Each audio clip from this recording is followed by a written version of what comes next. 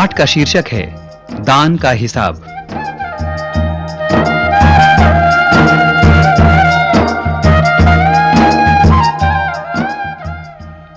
एक था राजा। राजा जी लकदक कपड़े पहनकर यूं तो हजारों रुपए खर्च करते रहते थे, पर दान के वक्त उनकी मुट्ठी बंद हो जाती थी। राजसभा में एक से एक नामी लोग आते रहते थे।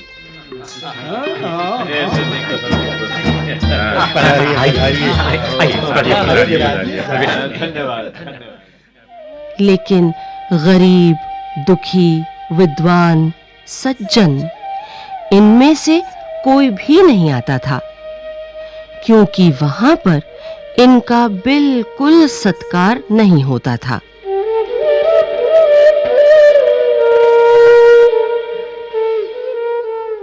एक बार उस देश में अकाल पड़ गया।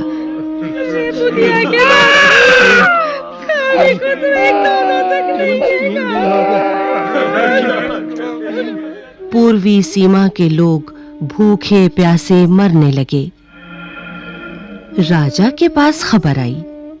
वे बोले, यह तो भगवान की मार है, इसमें मेरा कोई हाथ नहीं है। लोगों ने कहा, महाराज, राज भंडार से हमारी सहायता करने की कृपा करें, जिससे हम लोग दूसरे देशों से अनाज खरीदकर अपनी जान बचा सके। राजा ने कहा, आज तुम लोग अकाल से पीड़ित हो, कल पता चलेगा कहीं भूकंप आया है, परसों सुनूंगा कहीं के लोग बड़े गरीब हैं, 2 वक्त की रोटी नहीं जुटती है। इस तरह सभी की सहायता करते करते जब राज भंडार खत्म हो जाएगा, तब खुद मैं ही दिवालिया न हो जाऊंगा है?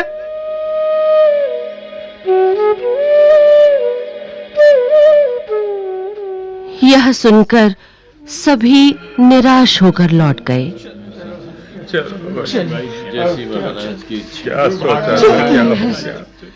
कुछ नहीं मिला महाराज के पास। चलो। इधर अकाल का प्रकोप फैलता ही जा रहा था।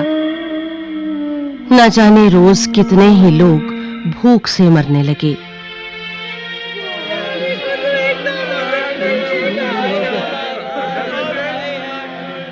लोग फिर राजा के पास पहुंचे। उन्होंने राजसभा में गुहार लगाई, दुहाई महाराज, दुहाई महाराज, दुहाई महाराज, आपसे ज्यादा कुछ नहीं चाहते, सिर्फ 10,000 रुपए हमें दे दें तो हम आधा पेट खाकर भी जिंदा रह जाएंगे।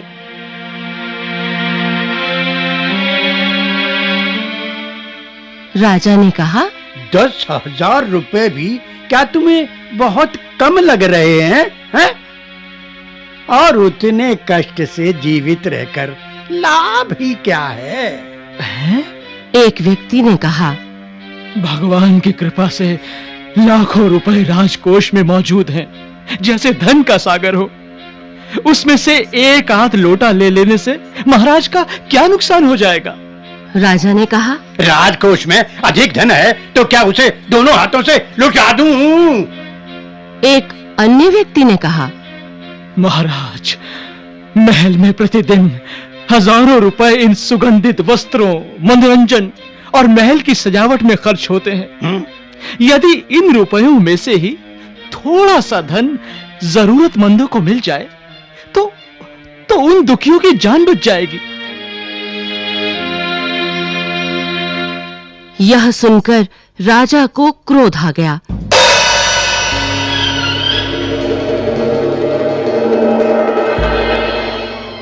वह गुस्से से बोला, खुद भिखारी होकर मुझे उपदेश दे रहे हो? मेरा रुपया है, मैं चाहे उसे उबाल कर खाऊं, चाहे तलकर, हैं? मेरी मर्जी।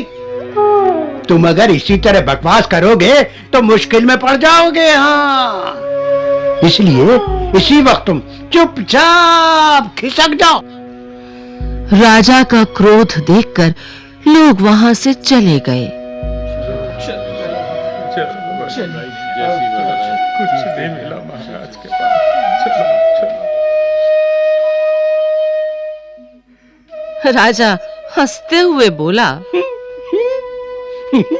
छोटे मुंह बड़ी बात। अगर 100-200 रुपए होते तो एक बार सोच भी सकता था।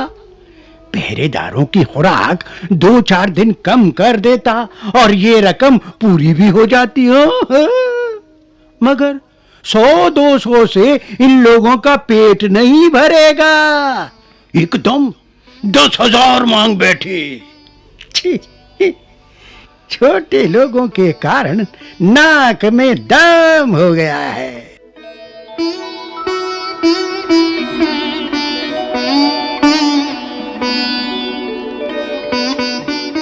यह सुनकर वहां उपस्थित लोग हाँ हूं कहकर रह गए।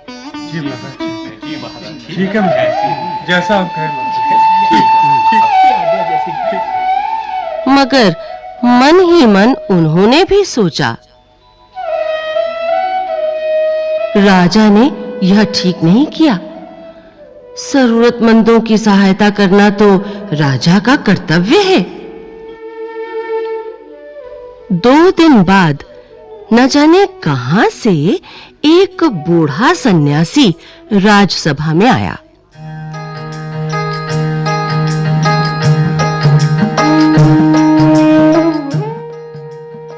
उसने राजा को आशीर्वाद देते हुए कहा, दाता कर्ण महाराज, बड़ी दूर से आपकी प्रसिद्धि सुनकर आया हूं।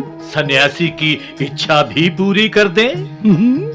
अपनी प्रशंसा सुनकर राजा बोला, जरा पता तो चले तुम्हें क्या चाहिए हैं? यदि थोड़ा कम मांगो तो शायद मिल भी जाए। सन्यासी ने कहा,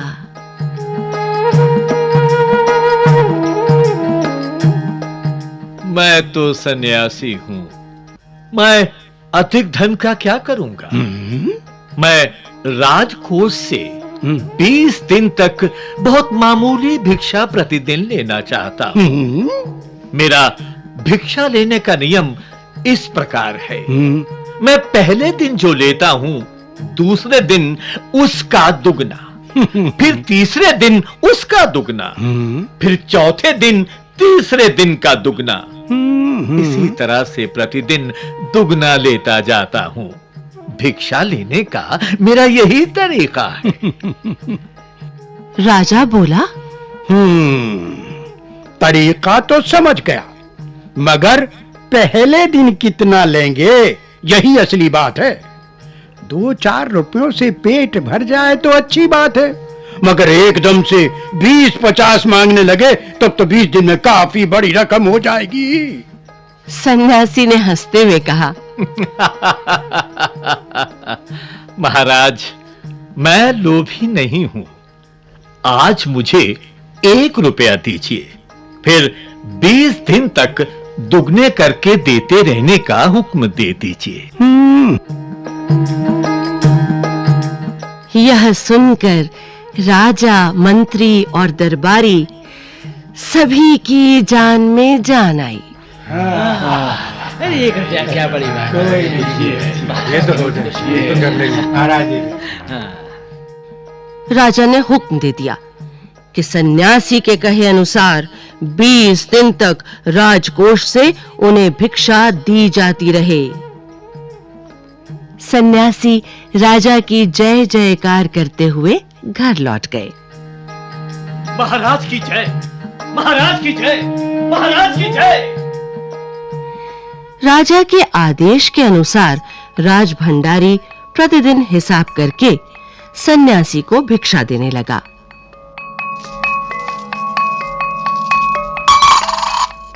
इस तरह 2 दिन बीते, 10 दिन बीते,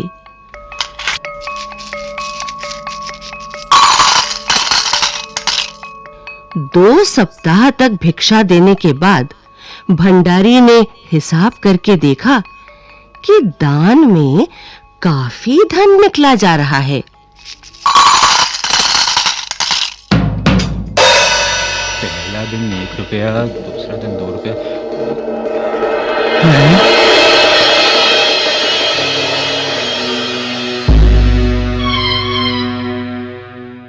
यह देखकर उन्हें उलझन महसूस होने लगी। महाराज तो कभी किसी को इतना दान नहीं देते थे। उसने यह बात मंत्री को बताई। मंत्री ने कुछ सोचते हुए कहा,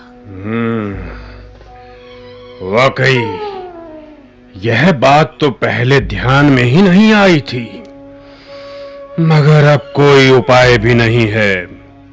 महाराज का हुक्म बदला नहीं जा सकता। इसके बाद फिर कुछ दिन बीते। भंडारी फिर हड़बड़ाता हुआ मंत्री के पास पूरा हिसाब लेकर आ गया।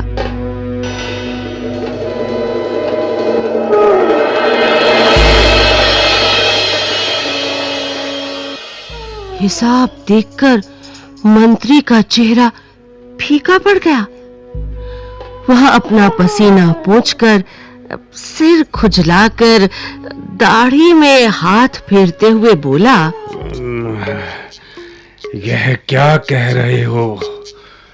अभी से इतना धन चला गया है जी, तो फिर 20 दिनों के अंत में कितने रुपए होंगे?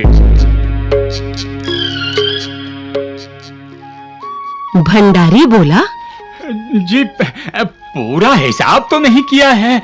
मंत्री ने कहा, तो तुरंत बैठकर अभी पूरा हिसाब करो। है जी। भंडारी हिसाब करने बैठ गया। पहला दिन 1 रुपया, दूसरा दिन 2 रुपया। मंत्री महाशय अपने माथे पर बर्फ की पट्टी लगाकर तेजी से पंखा झलवाने लगे।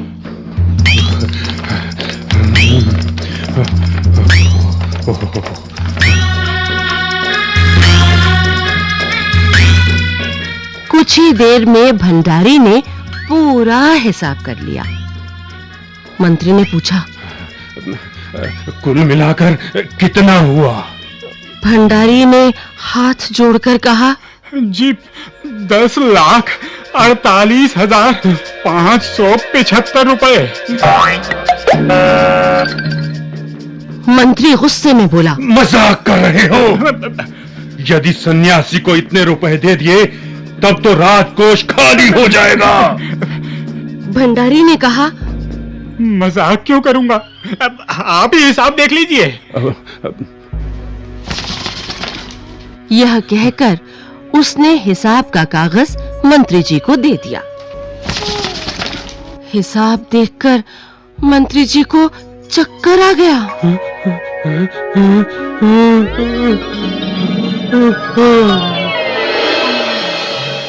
सभी उन्हें संभालकर बड़ी मुश्किलों से राजा के पास ले गए। राजा ने पूछा, क्या बात है? मंत्री बोले, महाराज, राजकोष खाली होने जा रहा है। राजा ने पूछा, वो कैसे? मंत्री बोले, महाराज, सन्यासी को आपने भिक्षा देने का हुक्म दिया है, मगर अब पता चला है कि उन्होंने इस तरह राजकोष से करीब 10 लाख रुपए झटकने का उपाय कर लिया है। राजा ने गुस्से से कहा, मैंने इतने रुपए देने का आदेश तो नहीं दिया था, हैं? फिर इतने रुपए क्यों दिए जा रहे हैं? भंडारी को बुलाओ। मंत्री ने कहा, जी महाराज, सब कुछ आपके हुक्म के अनुसार ही हुआ है। आप खुद ही दान का हिसाब देख लीजिए।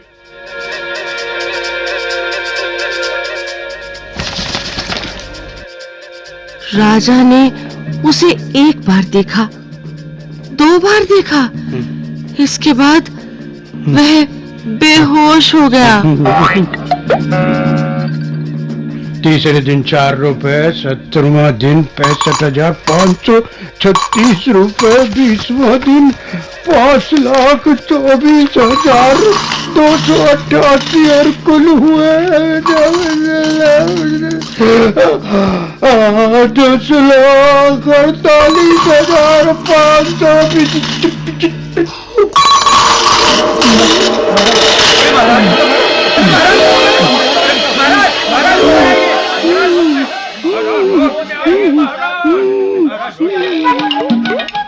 काफी कोशिशों के बाद उनके होश में आ जाने पर लोग सन्यासी को बुलाने दौड़े।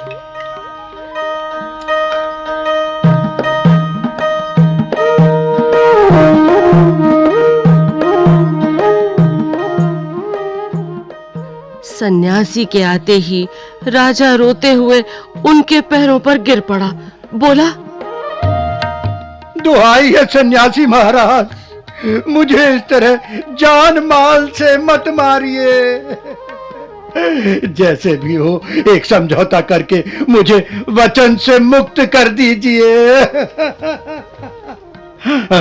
अगर आपको 20 दिन तक भिक्षा दी गई तो राजकोष खाली हो जाएगा, फिर राजकाज कैसे चलेगा? सन्यासी ने गंभीर होकर कहा, इस राज्य में लोग अकाल से मर रहे हैं, मुझे उनके लिए केवल 50,000 रुपए चाहिए। वो रुपया मिलते ही मैं समझूंगा मुझे मेरी पूरी भिक्षा मिल गई है। राजा ने कहा, परंतु उस दिन एक आदमी ने मुझसे कहा था कि लोगों के लिए 10,000 रुपए बहुत होंगे। सन्यासी ने कहा, मगर आज मैं कहता हूं कि 50,000 से 1 पैसा कम नहीं लूंगा। राजा गिड़गिड़ाया, मंत्री गिड़गिड़ाए, सभी गिड़गिड़ाए, मगर सन्यासी अपने वचन पर डटा रहा। आखिरकार लाचार होकर राजकोष से 50,000 रुपए सन्यासी को देने के बाद ही राजा की जान बची। पूरे देश में खबर फैल गई कि अकाल के कारण राजकोष से 50,000 रुपए राहत में दिए गए हैं। सभी ने कहा, हमारे महाराज कर्ण जैसे ही दानी है। हमारे महाराज कर्ण जैसे ही दानी है।